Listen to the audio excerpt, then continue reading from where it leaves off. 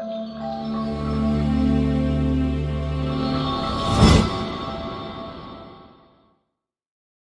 right, so we are moving on to immigration reform. Yeah, for the which final is episode. the third Yeah, episode in Yeah. this series, correct? I think it will be the final one. Okay, the third and final piece to the puzzle. The notes seem to have changed because the font has gotten very small, which is fine. There's just I know, I lost the notes. I looked for them and I couldn't find it, so I'm like, oh, great. we just put everything in. Yeah. That's all good. So yeah, we're kind of wrapping up our discussion on immigration reform. Mhm. Some of your ideas, some of your Yeah. thoughts around what can be done Yeah. to try and really provide at least some direction in this ongoing topic, something that's been, for lack of a better word, it's been highly politicized. Yeah. But at the end of the day, we're talking about people here, Yeah. and so we're trying to offer ideas Yep. that help people. Yeah. So with that, I know we're going to talk about border wall. Yeah. We're going to talk about some of the what you called the T. What was the acronym? Yeah, well, I call them the Temporary Transition Community Camps, There you go. or the TTCs. TTCs. So we're going to talk about border wall, TTCs, and then a couple other topics. So Yeah. with that, and in the interest of time, Yeah. Matt, I'm going to toss it over to you. We'll All right. dive right in. All right, so we kind of glossed over one of the major problems with regards to the border wall in the first episode. And we were talking about how the length of the border wall, at least for the U.S.-Mexican border, Yeah. is going to be a little bit more logistically difficult than, say, Greece's border wall or Bulgaria's border wall or Israel's border wall at the West Bank, or even Mexico's border wall with, I think, geez, what countries is it? I think it's, all right, so basically, I mean, there's just going to be a lot of logistical problems with regards to building the wall itself. But kind of building off some of those problems, you also have the fact that the costs are just going to be pretty astronomical, really. Yeah. I mean, for starters, the Department of Homeland Security issued a report back in 2017 where they estimated the cost of just building the wall to be roughly around $21 billion. Yeah. And then there was also a assistant professor in statistics from Washington University in St. Louis. Her name is Liberty Vidart, if I'm not mistaken. Mm-hmm. I'm sorry if I just butchered the name, but she also wrote an article with Fox News saying that the border wall could be even upwards of that, at least $25 billion, and possibly more. Yeah. And then there's also, I'm not going to be able to pronounce this, but Konstantin Kakais. They're an international security fellow firm with the New America Foundation, and they wrote for the MIT Technology Review that the wall could be even upwards of $40 billion for just the construction of it. So Yeah. those kinds of costs are a little astronomical, at least for me. So, Well, and then there's also another problem that may also add to the cost, which is basically tearing down all the border wall infrastructure that we already have. right. And So those projected numbers are just the Yeah. new cost of the construction. Yes. Not taking into effect that you're going to have to patrol the wall or whatever. yes, just the construction. Just the construction of the wall itself. Now I will say, just because this is, we're talking dollars and cents here. Yeah. 25, even 40 billion Yeah. does seem a lot more realistic than some of the things that have been thrown out there recently in other arenas, like the universal health care $30 trillion plan, or some of these other. So Yeah. you got to all put it in perspective. But the bottom line is the money's got to come from somewhere. These Yeah. things, and at the end of the day, we, the taxpayers, are the ones paying for it. Yeah, absolutely. So Yeah. we want to make sure that if our money is going to be going to get spent on something for in the Yeah. neighborhood of $40 billion, that it's Yeah. at least worthwhile. Yeah. So another thing that is really kind of going to be a big deal, at least with regards to the border wall, in my opinion, is the Gulf of Mexico and the Pacific Ocean. Because remember when the Coast Guard had that massive drug bust a couple months ago, Yeah. where it was like 20,000 tons worth of cocaine? No. I mean, it was worth at least, I think it was, I heard two different numbers. I heard 185 million and then like $500 million. I mean, seriously. That's I mean, crazy. the Coast Guard caught a submarine in the Pacific Ocean with that much drugs. Yeah. So if you build the border wall, guess what's going to happen? They're going to be using more submarines. Yeah. Or just keep building underground tunnels. Yeah, I think and I'm just playing devil's advocate because that's what I like to do on the show. Is I think the counter argument to that is, at least now you can direct more energy at patrolling via the Coast Guard and patrolling those sort of open entry points, whether it be the Gulf of Mexico or on our west coast through the Pacific Ocean.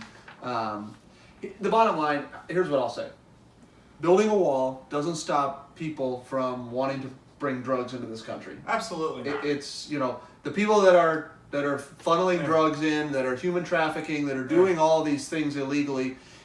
I kind of look at it the same way as I do the gun debate. It's like, if a criminal wants to commit a crime, they're going to commit a crime. Yeah. So if you put a wall in their way, they're going to find figure other ways out how to around get it on the wall. If you take their guns away, guess what? They probably don't care about that law so much. They're going to find a gun and commit the crime that they want to commit. Yeah. So it's one of those things where it's, are we spending our resources in the right place? That's what we're always trying to ask. Is it better served to go try and address the drug and the human trafficking problem with this $40 billion, or build a wall?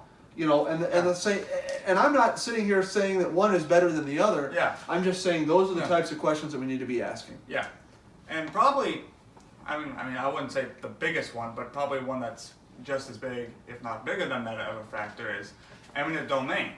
Yeah. Because if you remember correctly, the Bush administration had massive issues with that. I mean, they had over 300 cases of people. Did they really? Oh yeah, it was over 300. Wow. Yeah, the court in Brownsville, Texas, had to go through 300 cases. Yeah. I mean, because you have to keep in mind. Most of the border lands in Texas that are right around the Rio Grande River, they're mostly owned by private people. They're owned by private landowners. So the government has no right to build there without buying it. So at the end of the day, I mean, you have to get the land first in order to buy it. Yep. So it'll just be interesting because I think, and this is highly, obviously I'm looking out into the future, but if this isn't going to go away, if we get another 4 years of Trump, this time next year, next November, we're going to have another election, and if, right now, I don't know. Who's to say what could happen? Anything could happen. But let's say we do get another 4 years of the current president. The border wall conversation is not going to go away. Absolutely not. The immigration conversation is not going to go away. Yeah. The human trafficking problems, the drug problems, those are the things that I think we really need to be paying attention to. Absolutely. And then getting into, what is our realistic strategy around not only immigration, because it's a bigger issue. It's, why are people wanting to come here? And it's always the story of the better life. But the reality is there are billions of people in this world looking for a better life that are living on less than $2-3 a day. It was, the last statistic I saw was somewhere in the neighborhood of 3.5 billion people are living below what would be considered the poverty line. Less than $2 or $3 a day. So there are billions of people that are looking for a better life. I would rather us see our, if our tax dollars are going to be spent on these things, I'd rather see them go towards programs that are trying to help people where they're at, building, building a better life there. Because it's not that I'm unsympathetic, but there becomes a point in time where you just can't accept everybody. Because it puts a drain on all the public services, all the infrastructure. It certainly, and we could debate the job market, it certainly puts a strain on the labor pool in general, because there are people that are willing to go and pay illegal workers. There are people that are not. There are people that are willing to take jobs at minimum wage. There are others calling for higher minimum wage. It just muddies the water. Absolutely. So trying to figure this solution out, whether it's Trump for another 4 years or somebody else, it's not going away. All right, so kind of moving on. I would say the next thing I really kind of want to talk about is the temporary transition community camps. So, this is something I have no idea about. I'm not familiar with this at all, so I'm very curious to hear what this is. So, I mean, think about it as kind of like a temporary place where illegal immigrants can come here once they've paid the fines to actually try to start the legal immigration process once they've been caught. And they stay here for up to a maximum of 2 years while they try to learn a trade, attend their court hearings, and get their all their papers processed. So think of it. I don't want to use the word concentration camp. You knew I was gonna ask because that's what people will label it. I know. Yeah. And to be fair, I don't really blame them for that. Yeah. But the difference is, instead of just having people put in tents, yeah, they're basic. Those tent structures will still exist, but it's basically trying to be like a miniature city. And here's what I would tell you, Matt. In all honesty, and this is, I realize I'm being a little nitpicky. Fair enough. I would almost just call. And did you develop the name TTC? Yes. I would just call them transition communities. Yeah. Because that's what they are. Yeah. When you use the term camp, it does just have a negative connotation. Fair enough. Given the world history around concentration camps. Fair enough. Both here, and abroad. Yeah. And I think that's really, after reading some of these notes, that's really the essence of what it is it's a transition community. It's saying, okay, you're here, you did come here illegally. Yeah. We understand, as I mentioned earlier, we understand why you're trying to come. Yeah. Let's see what we can do to maybe help your cause. Yeah, so basically, within this camp, you basically have to stay here, but you can work your job, learn trades, or if you're a minor, you can still go to school within the American public education system. Right. But you have to wear an ankle bracelet, so that way we can just keep track of you and whatnot. And probably one of the things that I really kind of liked about this plan the most is basically you can actually go on a field trip that is paid for by the illegal immigrants from the wages that they earn. Yeah. In this camp. And I think that's important because at the end of the day, it's a transition. Yeah. So if we could actually allow them just to kind of get an idea of what American society is like by going to a sporting event or just going out to eat or watching a movie. Allowing them to actually have at least some freedom to actually try to build a normal life for themselves outside the camp while still having... Now let me... a couple of questions, just because I want to clarify a few things. First, well, I'll ask that last. First, in regards to the tracker watch, could we do something a little less conspicuous, maybe, like just having a shared location on the phone, and if somebody doesn't, I understand where you're coming from, but I guess my question is, are they being held here against their will? Are they free to go back to Mexico if they want, or wherever they crossed illegally from, or is this like a holding thing? Like, hey, you broke our law, we're holding you in this transitional community. I would say it's a combination of some things. Okay. You can't go back to the home country that you're from. Okay. But you pay to actually go outside at least once a month of the camp to actually kind of enjoy life for a little bit. Yeah. But for the most part, you're basically being held there. Okay. So it is a consequence of coming here illegally. Yes. Because basically you're just waiting there until you actually can get some sort of legal status, whether it's a visa or potentially even a green card, depending on how many points you have, based on the points immigration system we talked about last time. I was going to say, and that was going to be my next question. Yeah. Based on that point system that we talked about, I'm assuming there would be things within the TTC that would allow somebody to work towards a path to citizenship. Yeah. Okay. And let's say the 2 years is up. What happens? So either you've earned or you're on your path to citizenship within the 2-year allotment here, or you're back deported. Yes. Okay. Yes. All right. So you can only stay in the TTCs for a max of 2 years at a time, and then you're deported. And then you can try again. Yeah. And are you looking for these communities to be like self-sustaining in terms of like they or is it government funded in the sense that the housing is funded, the food is funded, the healthcare is funded?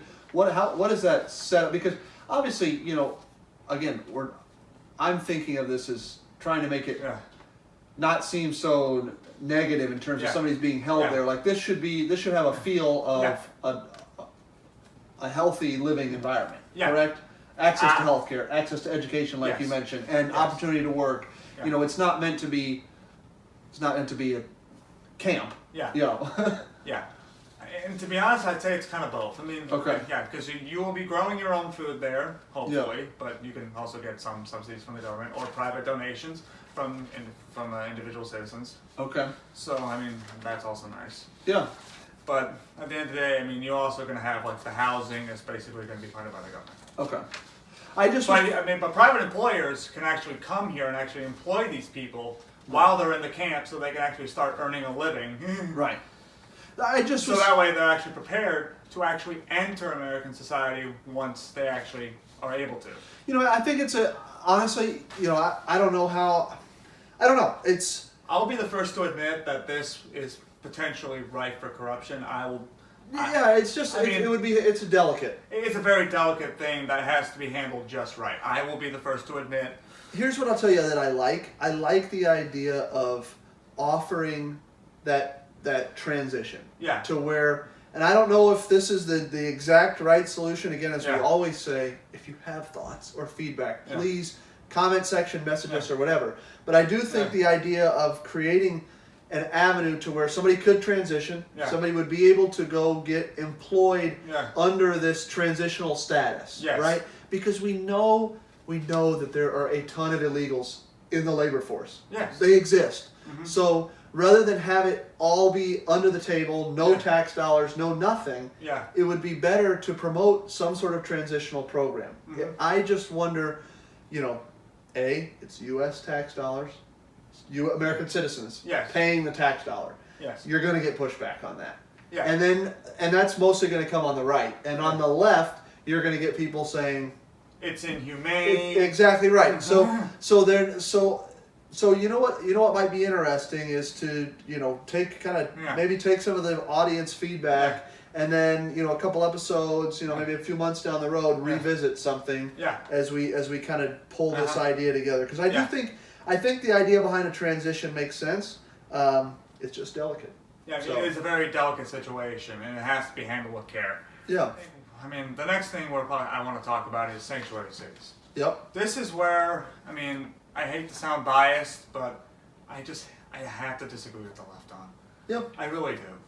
I mean, I understand that there are a lot of vulnerable people here that come here that just want a better life, and I get that you want to provide some protection for them, but Well, the program's not working. I just don't think it works. Yeah, it's not working. I mean, I do think that you should be required. I do think that local law enforcement should be required to work with ICE and actually get these immigrants and either deport them or put them in these the TTCs. Yeah, and that's why I like the idea behind the transition, because right now, the system, and that's why we're talking about all this. We know it's not working. Yeah. We know it's not working, and there are human lives on the other end. But you know, I mean, the problem is, let's say, you know, the United States is growing, okay? Mm-hmm. We, you know, 320, 330, I don't know what the number is. I don't know when I think it's 327, 328 now. Somewhere in that neighborhood. There are, like I said earlier, billions of people who would want to come live in America. Literally. Yeah. Billions of people across the world would come here to try and find a better life if they could. Yeah. It's not realistic. There's not enough resources, there's not enough jobs, there's not enough tax dollars, infrastructure, you name it, to welcome everybody in who is living below the poverty line. And that's where the left, like, we need people on the left who want to advocate for those who don't have a voice. Like, I totally believe it, and that's what the left's always been really good at. And then the right sits there and says, well, how are we going to pay for it? You know, American taxpayers aren't going to do all this. So it's about finding kind of that check and balance of, all right, how many people can we realistically let in? You know, how can we shore up that process? Mm-hmm. Can we create a transition community that doesn't feel like an inhumane camp, but also isn't such a drain on the tax dollar that you get people up in arms? Because I think it makes sense to allow somebody to try and have a better life. But we also have to enforce the laws. Right. And right now, the sanctuary city model doesn't work. The cities that have employed it are a mess as a result of it, even when the people there will tell you that they're not. You know, I'm with you, Matt, on that, and I don't think you are being biased. It's just sharing an opinion and an observation. I mean, so for me, when it comes to the sanctuary cities, kind of going forward with the proposal, I suggest that we fine these cities at least 100 grand for minors or 200 grand for adults Yep. who are caught in these cities by local law enforcement and or ICE.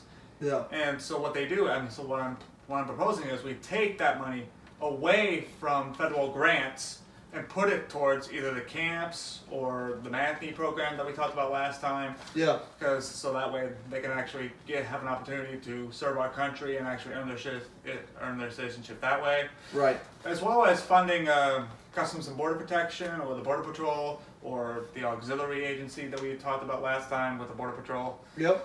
Or even just ICE, because at the end of the day, those agencies need funding. They do. So.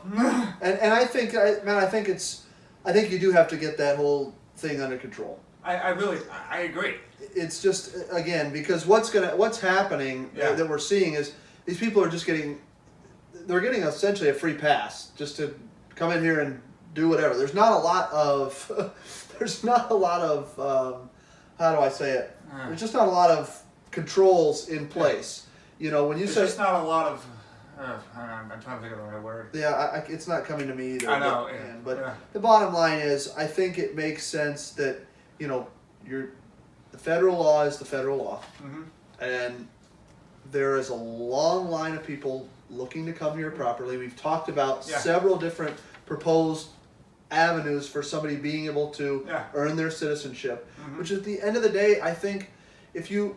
And I'm obviously not an illegal immigrant, so I'm not trying to speak on their behalf, but I would assume that when somebody crosses into this country, if you offer them a path to citizenship that's reasonable, I have to imagine that's appealing to them. Absolutely. And so I think that's what we're after here is how many people can we realistically do that to? Yeah. And what better ways can we do it than what exists right now? Yeah. Whether it's the TTCs, whether it's some of the agencies that we talked about, or the programs through the military and some of the other options. Yeah. And those are all, we're referencing things from our previous two episodes on this subject. So, yeah, I don't mean to keep interjecting, Matt, but that's just kind of how I feel. Yeah, fair enough. Probably the last thing. And this is one of the few things where I'm going to have to praise the Trump administration on, is ending catch and release. Okay. Yeah, so basically, from what I understand, catch and release is it's basically kind of just releasing an immigrant into the community after we catch them. Yeah. And while they just kind of await for their court hearings or whatnot. Yeah. And I just feel like, that's just asking for trouble. There's no oversight. There's no way to really make sure that they're going to be doing what they're supposed to be doing. Well, you're catching a criminal and just letting them off the hook. Essentially, yeah. So I do have to praise the Trump administration for issuing that executive order, but to be honest, I wish he did that through Congress, or at least tried to do it through Congress. Yeah, well, and that's a whole other subject. That's a whole other subject entirely. And we may need to have, I'm going to talk about it here for a minute. We may need to have an episode on it. This whole executive order thing is getting out of control because you're hearing now all the potential candidates, and right now it's mostly, I'm not picking on the left, but it's the left who's been having all these debates trying to, figure out who their candidate's going to be for 2020. And all of them are talking about, well, if I can't get Congress to do something, I'll just executive order it. And here's the thing, that's something that's been done for decades. And it has been done, but that's, the government is set up the way that it is to really, in my opinion, I guess, or observation, avoid having to just executive order things when you need them. Like, there's checks and balances for a reason. Yeah. And while I do agree with what you're talking about here, this ending the catch and release, I'm with you. I would have, anytime you're passing legislation, I think it's better to try and get it done. It's the job of Congress. Of the legislature. Yeah. To pass legislation. Right. And then it's the job of the president to either approve or reject it. Correct. Not to write their own. Yeah. It doesn't matter if you're a Republican or a Democrat or any other party that may replace either of those two in the next coming years. We don't know. Just depends. Probably won't happen. Probably won't happen, but you never know. You never know. Yeah. So we've gotten a lot of different things. Maybe we'll talk about the executive order. Maybe we'll just do an episode about the three branches of government. Yeah. And just talk about what, That's a good idea. what, kind of what this foundation looks like, because truthfully, I'm not even sure some of our Congress people know how it works, which is another topic. So anyways, what else do we have on immigration, or is that bringing us to a close? I think that's kind of, you know what, I take that back. Yeah. The one thing I really wish that we could do, but probably will never do, Yeah. E-Verify. In what regard?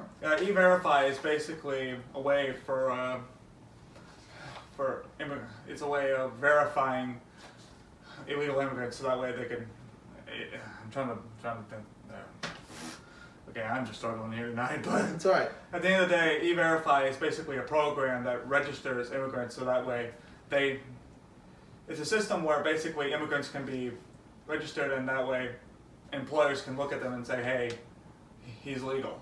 Oh, okay. Yeah, so it's basically just kind of like trying to make sure that everyone who comes here, all immigrants that come here are here legally, to make sure, and that way they can be employed. Yeah. And here's what I'll tell you, man. And again, this is kind of my role in these podcasts, to play devil's advocate. Fair enough. Is if you're going to e-verify somebody, Yeah. you got to e-verify everybody. Fair enough. You know what I mean? Just because otherwise, what's going to inevitably happen is that because somebody is Hispanic or Latino in their nature, Yeah. you're going to get called out for profiling and say, enough. why do I have to submit to an e-verify? Is it because I'm Hispanic or Latino? And as an employer, you can't do that unless you say, no, it's just what we do for everybody. Yeah. And so I'm not against the e-verify as long as employers and corporations are willing to do it across the board. Absolutely. You know what I mean? Yeah. Absolutely. So no matter, because truthfully that's right. And it's just, I can already see that creating a potential issue. Oh, absolutely. I mean, You know. I am not going to sit here and say that E-Verify does not have its fair share of issues, because it does.